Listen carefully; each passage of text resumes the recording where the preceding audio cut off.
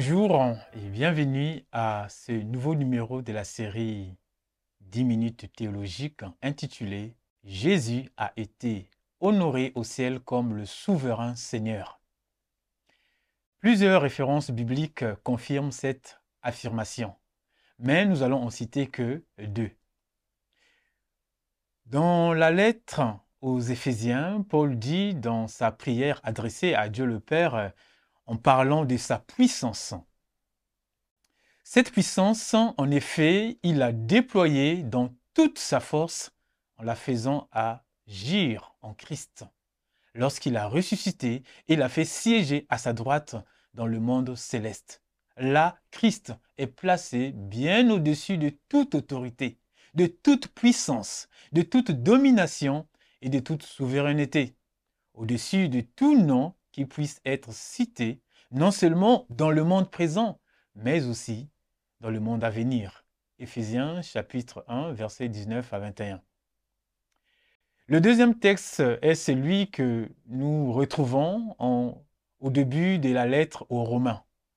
Parlant de la bonne nouvelle, Paul dit « Elle parle de son Fils qui, dans son humanité, descend de David et qui a été institué Fils de Dieu avec puissance lorsque le Saint-Esprit l'a ressuscité, Jésus-Christ, notre Seigneur. » Romains chapitre 1, versets 3 et 4. La question que l'on pourrait se poser est la suivante. Comment comprendre le fait que Jésus-Christ, le Fils de Dieu, a été encore institué ou déclaré Fils de Dieu après sa résurrection? Dans la lettre aux Romains, lorsque Paul parle de Jésus-Christ, notre Seigneur, comme Fils de Dieu, il fait allusion à deux affirmations concernant Jésus. La première, c'est que Jésus-Christ est Fils de Dieu de toute éternité. Ce que nous avons lu en Romains chapitre 1, verset 3, l'Évangile parle de son Fils. En effet, nous savons ailleurs dans la Bible que Jésus est appelé Fils de Dieu parce qu'il a été conçu par le Saint-Esprit. Luc chapitre 1, verset 35 nous dit « L'ange lui répondit, l'Esprit Saint descendra sur toi, et la puissance du Dieu très haut te couvrira de son ombre.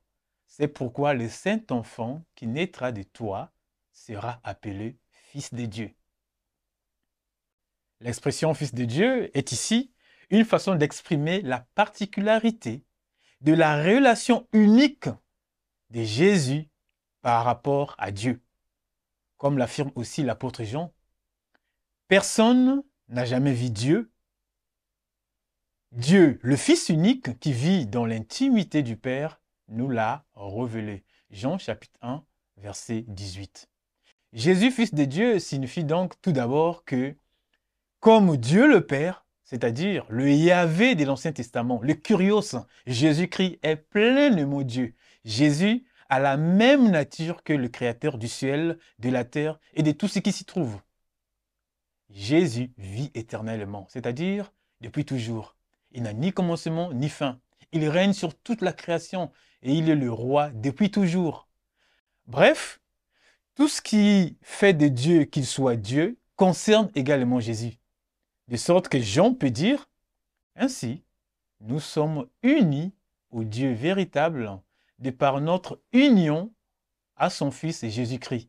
Ce Fils est lui-même le Dieu véritable et la vie éternelle. 1 Jean chapitre 5, verset 20. Jésus-Christ est donc Fils de Dieu dans son être. On peut aussi dire dans un sens ontologique. Maintenant, la deuxième affirmation, concernant toujours Jésus, Jésus-Christ a été institué Fils de Dieu. C'est ce que nous avons déjà lu lorsque Paul, en Romains chapitre 1, verset 4, cette fois-ci, dit « Dans son humanité, descend de David » et qui a été institué Fils de Dieu avec puissance lorsque le Saint-Esprit l'a ressuscité. Ici, le titre de Fils de Dieu est employé comme étant une fonction dans laquelle Jésus a été établi dans son humanité après sa résurrection. nous dit Paul. En d'autres termes, dans l'histoire de sa vie en tant qu'homme, Jésus a été intronisé fils de Dieu après sa résurrection. Précisons que la fonction du fils de Dieu est une fonction royale. Dans l'Ancien Testament, ce sont les rois d'Israël de la lignée de David, en commençant par Salomon, qui lors de leur succession au trône étaient adoptés par Dieu comme fils de Dieu. Nous lisons par exemple dans le psaume 2, « Moi j'ai établi mon roi par l'onction sur Sion, ma montagne sainte. Je publierai le décret qu'a promulgué l'Éternel. Il m'a dit, tu es mon fils. Aujourd'hui, je fais de toi mon enfant. » Psaume 2, versets 6 et 7. Et ceci parce qu'Israël est le peuple de Dieu. Par conséquent, celui qui devait régner sur le trône du peuple de Dieu ne pouvait être que le Fils de Dieu lui-même. En affirmant que Jésus-Christ a été institué Fils de Dieu avec puissance lorsque le Saint-Esprit l'a ressuscité, l'apôtre Paul souligne le fait que l'intronisation de Jésus-Christ à la royauté en tant que chef du peuple de Dieu dans la nouvelle alliance, c'est-à-dire en tant que chef de l'Église.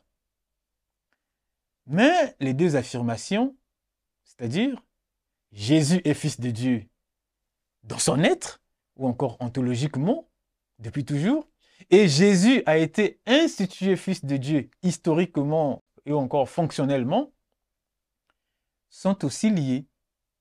Car si Jésus est devenu le roi du peuple de Dieu, dans son humanité, c'est parce qu'il est depuis toujours dans sa divinité.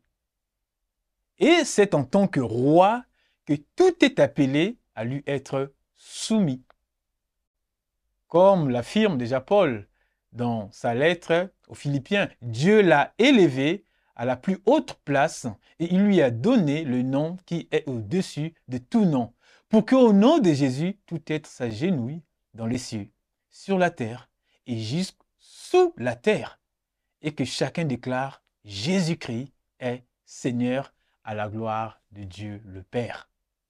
Philippiens chapitre 2, versets 9 à 11. Donc, Jésus-Christ est non seulement le chef de l'Église, mais bien plus, le chef de l'univers, le souverain Seigneur, le roi des rois.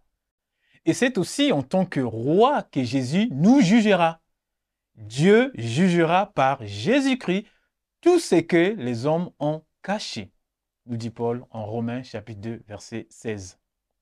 Enfin, l'affirmation « Jésus a été honoré au ciel » comme le souverain Seigneur est aussi une autre façon de nous dire que celles et ceux qui font allégeance à Jésus-Christ sont du bon côté. Ce sont celles et ceux qui accueillent Jésus dans leur vie par la foi. Celles et ceux dans la vie desquels la parole de Jésus fait autorité.